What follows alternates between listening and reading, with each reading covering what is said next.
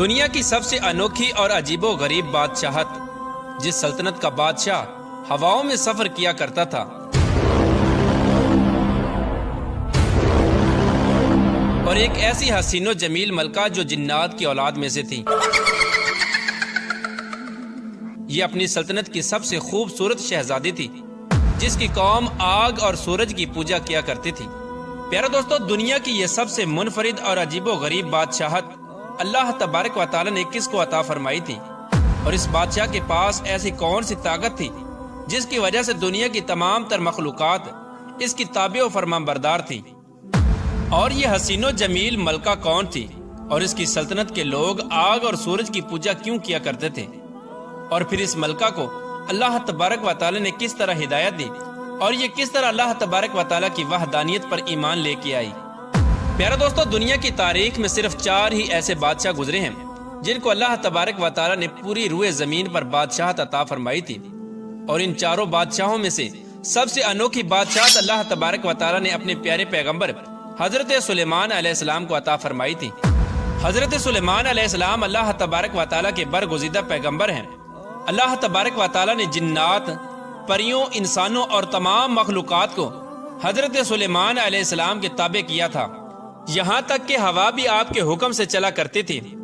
حضرت سلیمان علیہ السلام جانوروں، چرند پرند، الغرض ہر قسم کی مخلوقات کی بولیاں جانتے تھے۔ حضرت سلیمان علیہ السلام کا عالی شان تخت ہوا میں اڑا کرتا تھا، اور آپ کئی مہینوں کا سفر ایک دن میں طے کر لیا کرتے تھے۔ پیارے دوستو، دنیا کی یہ عظیم الشان اور انوکھی بادشاہت اسی شان و شوکت کے ساتھ جاری تھی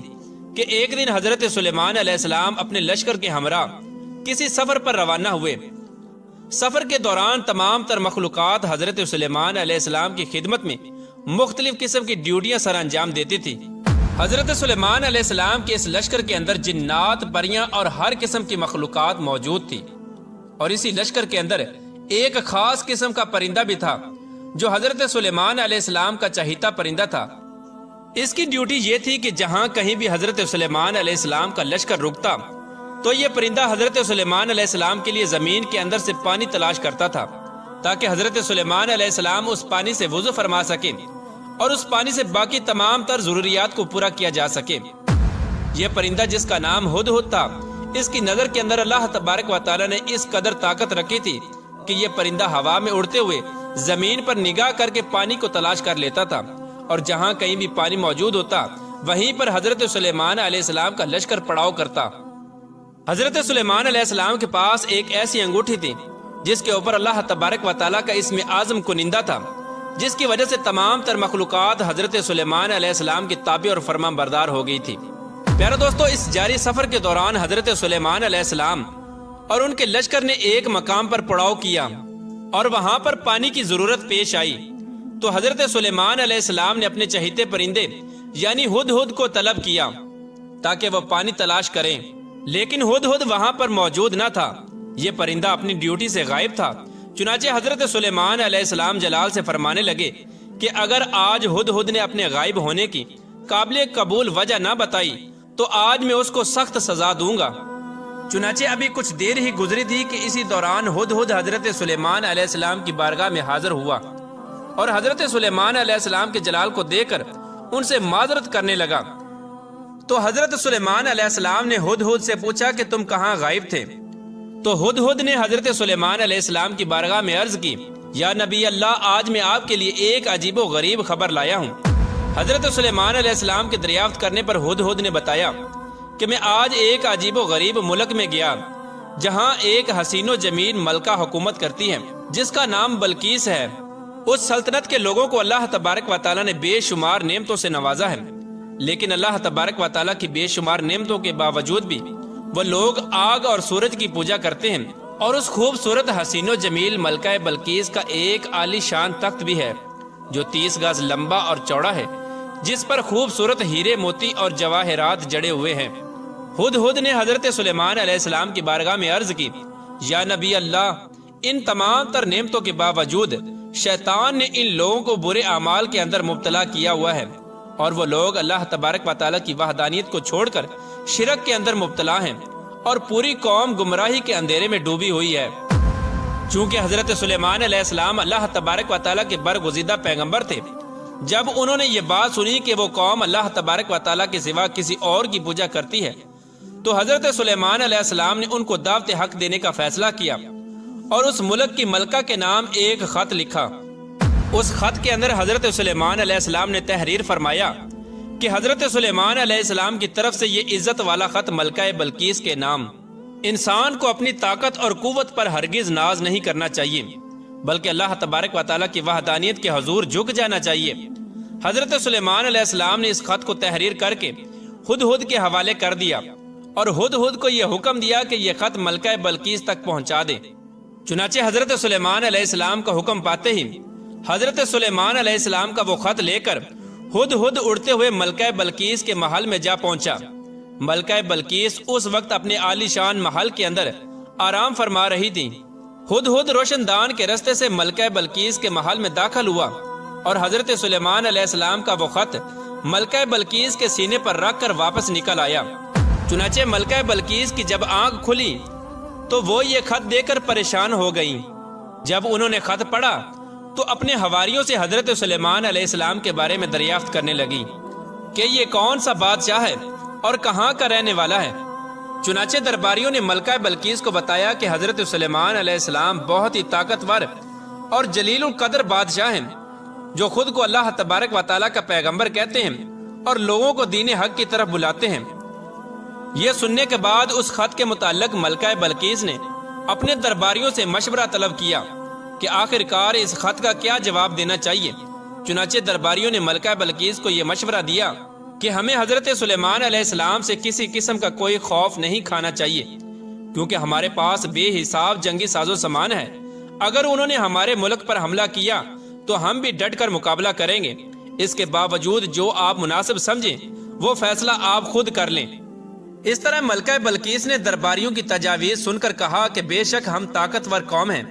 لیکن کسی معاملے کا یہ حل نہیں کہ فوراً جنگ کے لیے تیار ہو جانا چاہیے۔ چنانچہ اس کے بعد ملکہ سبا نے اپنے درباریوں کے ہاتھوں حضرت سلیمان علیہ السلام کی طرف بیش قیمت تحفے بھیجے، اور ان بیش قیمتی تحفوں کا حقیقی مقصد یہ تھا تاکہ حضرت سلیمان علیہ السلام کی نبوت کا حقیقی طور پر اندازہ لگایا جا سکے کہ وہ واقعی اللہ تبارک و تعالیٰ کے ایک سچے نبی ہیں یا محض ایک بادشاہ ہیں۔ اگر تو وہ اللہ تبارک و تعالیٰ کے سچے نبی ہوئے تو وہ ان تحفوں کو قبول نہیں کریں گے، کیونکہ اللہ تبارک و تعالیٰ کا نبی ان چیزوں سے بے نیاز ہوتا ہے، اور اگر وہ ایک محض بادشاہ ہوا تو وہ ان تحفوں کو قبول کر لے گا۔ چنانچہ اس طرح ملکہ سبا کا حکم پا کر چند درباری بیش قیمت تحائف کے ساتھ حضرت سلیمان علیہ السلام کی بارگاہ میں حاضر ہوئے، اور حضرت سلیمان علیہ السلام کی بارگاہ میں وہ تحفے پیش کیے تو حضرت سلیمان علیہ السلام نے ان تحفوں کو قبول کرنے سے انکار کر دیا، اور حضرت سلیمان علیہ السلام نے ارشاد فرمایا کہ تم لوگ جن تحفوں کے ذریعے مجھے بہلانے کے لیے آئے ہو، ان سے بھی زیادہ نعمتیں اللہ تبارک و تعالیٰ نے مجھے عطا کر رکھی ہیں، اور ان تحائف سے کہیں زیادہ اللہ تبارک و تعالیٰ نے مجھے مال و دولت عطا فرمایا ہے۔ میرے نزدیک دنیا کے مال و دولت کی کوئی حیثیت نہیں، اور مال و دولت کو جمع کرنا میرا مقصد نہیں، بلکہ میرا مقصد اللہ تبارک و تعالیٰ کے کلمہ حق کو بلند کرنا ہے، اور میری یہ خواہش ہے کہ تمام لوگ اللہ تبارک و تعالیٰ کے احکامات کی پیروی کریں اور اللہ تبارک و تعالیٰ کی وحدانیت کو قبول کر کے اللہ تبارک و تعالیٰ کی عبادت کریں۔ اس طرح حضرت سلیمان علیہ السلام نے ان درباریوں سے کہا کہ ملکہ بلقیس سے جا کر کہیں کہ اللہ تبارک و تعالیٰ کی وحدانیت پر ایمان لے آئے اور میرے دربار میں حاضر ہو جائے۔ اگر ان لوگوں نے ایسا نہ کیا تو میں ضرور ان لوگوں کے ساتھ جنگ کروں گا۔ حضرت سلیمان علیہ السلام کا یہ جواب سن کر وہ درباری واپس لوٹ گئے اور جا کر ملکہ بلقیس سے حضرت سلیمان علیہ السلام کی شان و شوکت کے بارے میں بتایا۔ ان درباریوں کی یہ بات سن کر ملکہ بلقیس بہت ہی زیادہ فکر مند ہوئیں اور ایک بہت بڑے لشکر کو لے کر حضرت سلیمان علیہ السلام کی طرف روانہ ہو گئیں۔ ادھر جب حضرت سلیمان علیہ السلام کو ملکہ بلقیس کی آمد کا علم ہوا تو حضرت سلیمان علیہ السلام نے اپنے تمام درباریوں سے پوچھا کہ تم میں سے کون ہے جو ملکہ بلقیس کا تخت ملکہ بلقیس کے پہنچنے سے پہلے پہلے یہاں پر لا سکتا ہے؟ تو اس وقت حضرت سلیمان علیہ السلام کی محفل میں موجود ایک جن نے کہا کہ حضور میں دربار کا وقت ختم ہونے سے پہلے پہلے ملکہ بلقیس کے تخت کو آپ کی خدمت میں لا سکتا ہوں۔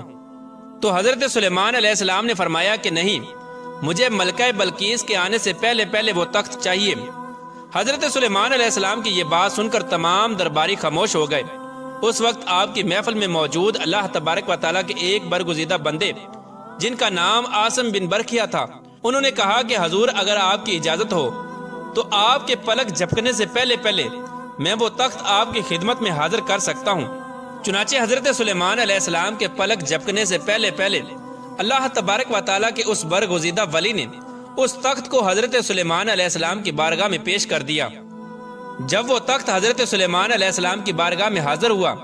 تو حضرت سلیمان علیہ السلام نے اس تخت کی حیت تبدیل کرنے کا حکم دیا تاکہ اس سے ملکہ بلقیس کی عقل کا اندازہ لگایا جا سکے کہ وہ کتنی سمجھدار ہیں اور وہ اپنے تخت کو پہچانتی ہیں یا نہیں۔ چنانچہ ملکہ بلقیس کے آنے سے پہلے اس تخت کی شکل و صورت کو بدل دیا گیا۔ جب ملکہ سبا حضرت سلیمان علیہ السلام کے عالی شان محل میں داخل ہوئیں تو حضرت سلیمان علیہ السلام کی شان و شوکت کو دیکھ کر حیران رہ گئی۔